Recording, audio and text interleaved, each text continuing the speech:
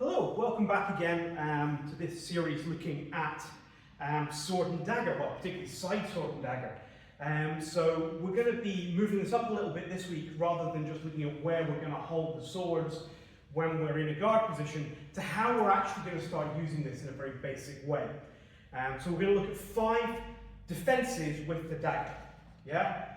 So the first one we're going to look at is if I'm in Coda Longa, and the obvious attack from my opponent here would be the Manjito Swollenbrato into my neck. So that attack coming into my neck here. As that comes in, I'm going to deliver a Reverso Swollenbrato into my opponent's blade. Yeah? And it's important I understand that. I am not putting something down and then hit it. Yeah? What I'm doing is actually cutting into their blade, partly because that gives me a lot more force to stop it, and partly because it forces their blade to come down and get into that lovely little notch, that angle between my blade and the opponent's there.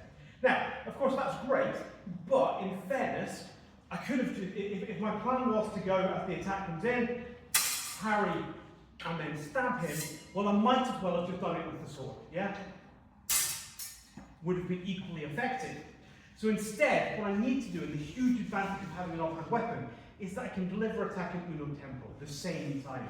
So what happens now is, the attack comes in, as I deliver my Reverso Swollenbrato parry, I'm also going to deliver a punto reversi into my opponent, who is deliberately not leaning forward because he knew that would hurt if he did. So, yeah? The other important thing is my hands stay close together. If my hands are wide open, my opponent's just going to disengage, well, normally underneath in between my hands, so he's just going to be really easy just to come underneath. So when I do this, I want to keep my hands together. So the attack comes in, that's my defense. Yeah? Again, I'm just being a bit careful because he's not wearing a jacket, and these are steels. So, from your point of view, if the attack was coming in at me here from my Coda Longa, I'm cutting across with the dagger here, and thrusting with my punto reversi here. And then normally I would do that aggressively with a Gran Passo. I had lunge in my head, I was trying to remember the correct Gran Passo. So I'm putting in a slight lunge in there. So that would be if the attack's coming in here. Now of course, he may decide, knowing how easy that is, to deliver a cut instead coming into my my inside hip here. Yeah?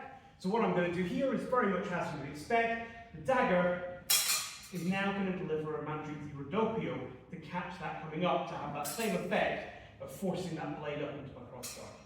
And again, I'm going to deliver a punto reversi, but actually this time I'm going to go above his blade.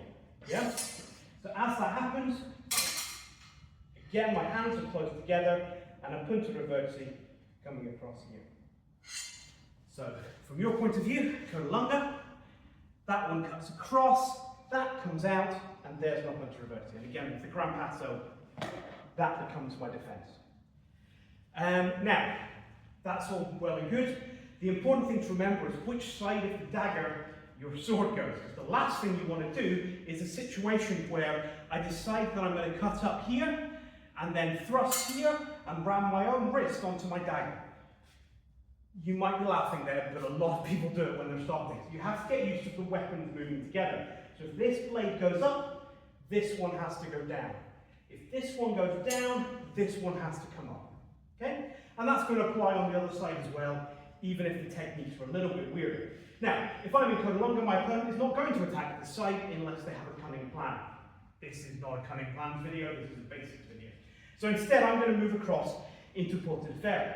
So when my opponent now attacks into the open area here, I'm going to meet that with, again, a cut coming across the body here and down. Once I've done that, my staccato's coming in underneath because this blade went high, so this one has to go low. And then I want to get those again in uno tempo. So the attack comes in, and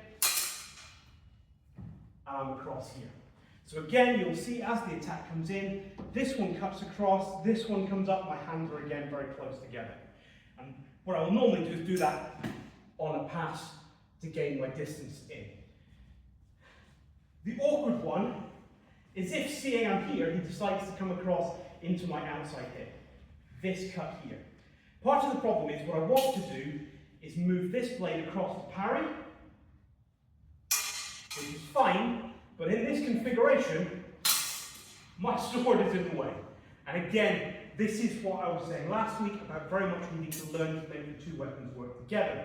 So what I'm going to do is, as that comes across, this sword already has to start going up so that my hand has room to come underneath to catch it and still deliver my staccato across the top. Now, it's important to say what I'm not doing here is I'm not actually doing a ridoppio and cutting up. Instead, in this one instance, I'm bringing my hand across my body and turning the blade right the way across. So my knuckles are pointing right the way across the wall there, and my palm is facing you. It's very much like a preen, if you're familiar with the more kind of saber terminology.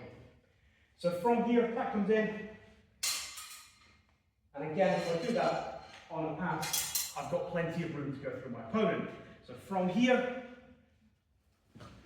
that becomes my defense to that low line attack. So there's only one more we need to look at, which is, what if my opponent decides to smack me down the top of the head in whichever guard I'm in? My opponent does a fendente down at the top of my head. So this is the one that everybody loves, the double parry. So as that happens, both blades go up to form an X, and I catch the blade in it there. Once I've got that, I can flick the blade off with the dagger and deliver my cut here.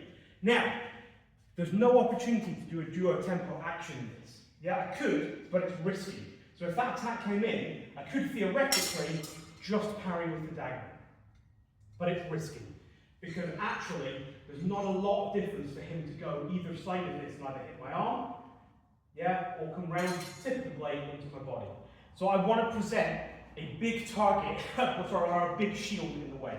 So as that comes, I'm going to use this double parry, which quite frankly, even if it's a long sword or something much heavier, even a halberd, I can stop it with this double parry. It's really solid. So I'm going to give up my duo tempo for that head one, but it does leave me in a situation where the attack comes in, I've got it, I can make a really easy kind of beat or flick off with this side, leaving me all the time in the world to score a really good hit into the side of the neck. So again, from your point of view, the attack's coming in overhead, both blades go up, flick off with the dagger, cut with the sword. So those are the 5 basic defences that you're going to use, applied as they are basic in the kind of basic form. And obviously everything can be dealt with that. So even if he's coming in with a staccato to the centre of my chest, I'm short, but I'm not that short. Yeah, I'm still going to meet this, as it comes in, across my body to deliver this cut here.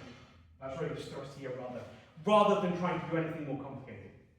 So that's really the first 5 ones you need to know. We've got the parry down here, punta reversi above. Parry up here, punta reversi below. Parry across here, staccato below. Parry across here, staccato above, and our double parry up at the top.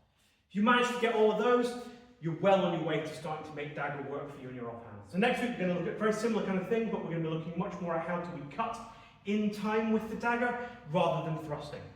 What we've been looking at today is a very late period, starting to verge into rapier, and what we're going to look at is a bit earlier and how we use it as a bit more of a choppy instrument if we were on the battlefield.